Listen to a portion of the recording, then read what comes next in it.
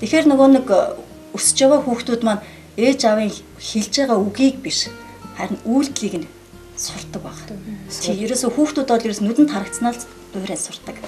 Тэгээ энэ хүүгийн хувьд өвөө нь тийм байсан магадгүй баг байхдаа өвөө дээрээ өссөн ч юм уу те ээж аав нь ажилдаа явбал эмээ өвөө дээрээ баг насаа өнгөрөөсөн хүүхдч байж болно те. Магадгүй аав нь ч бас жоохон уудагч байж болно те. Тэгэхээр яг энэ нөгөө нэг гэр бүлийн сургууль школоос одоо сурсан зүйл бас энэ байна. Удам дамжсан те. Тэгээд нөгөө өвөө маань ингээд агсан тавьдаг хүн байсан гэсэн ингээд яриад байна шүү, тэ. Гэтэ одоо ингээд бидний яриаг сонсоод магадгүй бас өвөө маань аригч одоо ингээд арихуудаг гэсэн чинь би юм байх нь аргагүй мэн гэж бас бодож болох юм тийм ээ.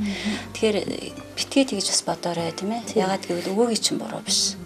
Энэ магадгүй удам дамжаад ирж байгаа зүйл бол тэр өвөгийн буруу биш, тэрний цаадах өвөг эцгийн ч буруу биш тийм ээ. Цаанаасаа ингээд явагдаж байгаа зүйл бол хин нэгнийг буруутгах арга байдаг. Тийм учраас зүгээр л өвөөгөө ч гэсэн байгаар хүлээж аваа тийм ээ. Өвөө минь архинд ороод ийм байдал гаргадаг байсан. Энэ над дээр ингээ бас ийм байдалтай явж байгаа бол эргээд миний үр хүүхдэд бас үлдэж магадгүй мэн тийм ээ. Тийм учраас би энийг яг өөр дээрээ л одоо зогсоох хэрэгтэй гэдэг тэр шийдвэрийг гаргах хэрэгтэй. Тэгээ би нэг түүх ярмаар байна л да. Ямар түүх вэ гэхээр Jonathan Sims гээд хоёр залуугийн гэр бүл ингээ 200 жилийн түүхийг эрдэмтэд судалж үзсэн ба.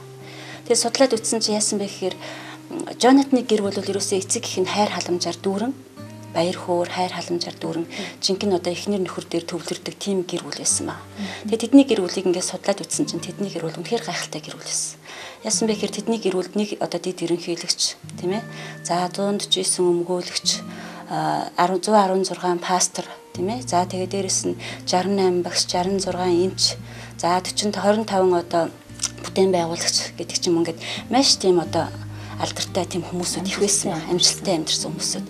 Тэгсэн Симпсон гэр бүлийг судлаад үзсэн чинь Симпсон тэр 200 жилийн өмнөх өвөг эцэг эмээ өвөө хоёр шүү дээ тийм ээ. Тэр хоёрын хувьд бол гэр бүл нь үнэхээр одоо хүнд хэцүү амьдрал одоо харилцаа эвдэрсэн гэр бүлийн харилцаа эвдэрсэн одоо тэгэл мөрөдөө тоглоом сатар сам юу гэдэг архинд донтолт тийм ээ. Бүх юм тэр гэр бүлд байсан. Тэгээ тэр зүйл тэр гэр бүл дээр ингээ удамшаад ирэхэд тэдний гэр бүлийг 200 жилийнхэн түүхийг ингээ судлаад үзэхэд юу гарч ирсэн бэ гэхээр 3-1-ээс илүү нь сэтгцэн юм гэхдээ 2-1-ээс илүү хувь нь одоо юу гэдэг бичиг үсэггүй мэдлэг боловсралгүй тийм ээ. Дээрээс нь одоо арх тамхи мөрөдөө тоглоомд онцсон тийм хүмүүс байсан. Тэгээ энэ маань юуг харуулж байна вэ гэхээр ерөөсөө энэ эцэгхийн хүмүүжил гэх түрүүн ярьсан тийм ээ. Түүнтэй адилхан одоо тэр эцэгхийн хүмүүжил ямар хүүхдэд одоо яаж нөлөөлсөн тийм ээ. Түүгээрээ тэр удамд ингэж дамжиж яаж ирж байгааг гэдэг тэр зүйлийг харуулдаг байгаа.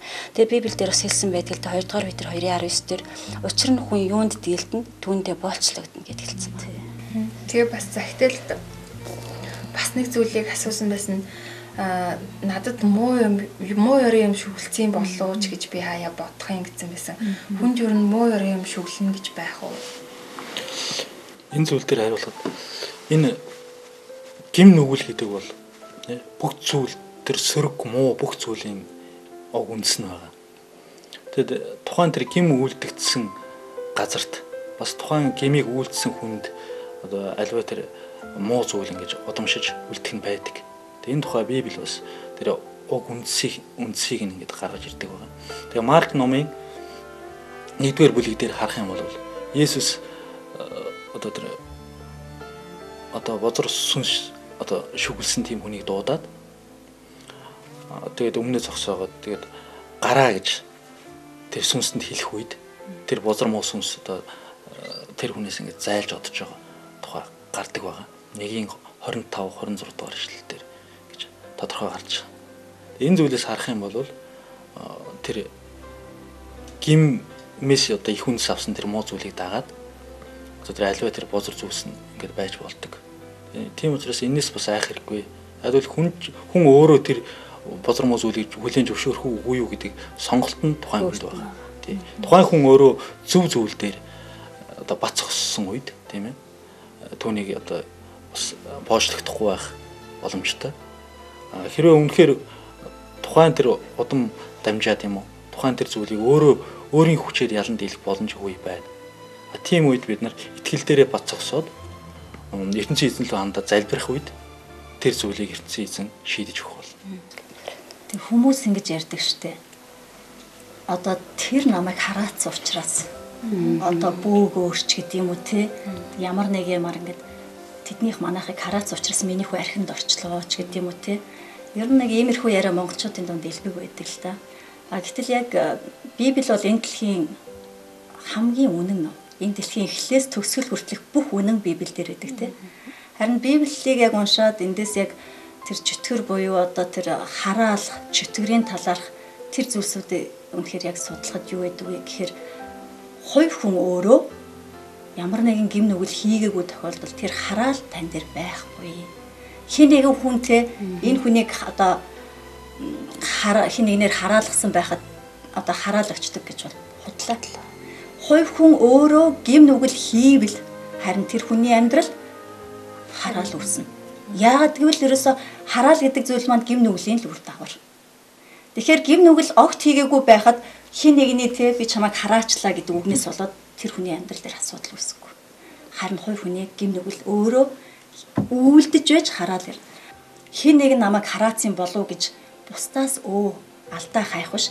Би өнөөдрийг хүртэл би ер нь яаж амьдарсан бэ? Би ямар амьдралыг те туулва? Миний хүн чанар ямар вэ? Би ер нь яаж яг одоо амьдраад өнөөдөр надад бас ийм зүйл тохиолдод байна гэдгээс өөрөөсөө яг энэ зүйлийг олвол те. Тэгвэл энэ хүн яг бас өөрхөн тэр хүн чанарын байдал болоод өнөөдөр өөрхөн тэр алдаа яг тэр муу сүнс орж ирэх үүдийг би амьдралдаа нээж үү гэдгийг бас олж харах болно. Тэхийн тулд та Есүст итгэсэй гэж би үнэхээр хүсэж байна. Яагаад гэвэл та ертөнцийн эзний үг буюу ариун Библийг уншиж байж л үнэхээр гим гэж юу вэ гэдгийг аягүй сайн ойлгох болно. За энэ залуугийн хувьд өөрөөсөө үнэхээр айж ийн гэж хэлсэн байна. Тэгээ энэ залууд хандж хэлмээр байна л да. Та өөрөөсөө айх хэрэггүй. Та өөрийгөө байгаагаар нь хүлээн зөвшөөрөөрэй. Та өвчлсөн л хүн байна. Тиймээс та энэ өвчтөг хүлээн зөвшөөрсөн учраас танд эдгэрэх боломж байна. Тэгээ та өөрийгөө аль нэг тэр сөрөг муу талаар би угаасаа л юм гэдэг тэр талаас нь битгий хараарай. Харин өөртөө урам зориг өгөөд өөртөөгөө харилцаж байгаа, дотор хүнтэйгээ харилцаж байгаа харилцаагаа илүү тогтвортой сэргээгээсэй гэж хүсэж байна. Өөрчлөгдөж болох зүйлсийг өөрчлөх тэр эр зоригоор бас өөрчлөгдөж болохгүй зүйлсийг байгаагаар нь хүлээж авах тэр амар тайван тэр сайхан ертөнцийн эзний тэр бүгдийг дүүрэх тэр мэдлийг давдаг тэр Есүс Христийн гайхамшигтай хайр нэгүслэр та бүхнийг өрөөж байна. Амен. Бидэнд хандаж цагтл битсэн энэ залуудаа үнэхээр их баярлалаа. Энэ залуу шиг гаднаас нь харахад ямар ч асуудалгүй мэт харагдах олон хүмүүс байгаа. Тэр хүмүүс бидэнд хандаад өөрийн асуудлаа бичих юм бол бид таны асуудалд чин сэтгэлээсээ хандаж ертөнцийн эзний өвгөн дээр сурлагдсан зөвлөгөөгөөр туслах болно. Эх 7 хоногийн Баасан гарагийн 18 цагт эргээд уулзцгаая. Баяртай үзэгчтэй.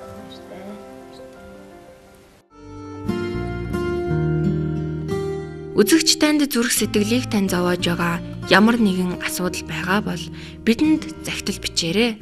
Бид таны захидалд чин сэтгэлээсээ хандан ертөнцийн эзний хүн төрлөختөнд илгээсэн үг болох Библиэс хариулах болно.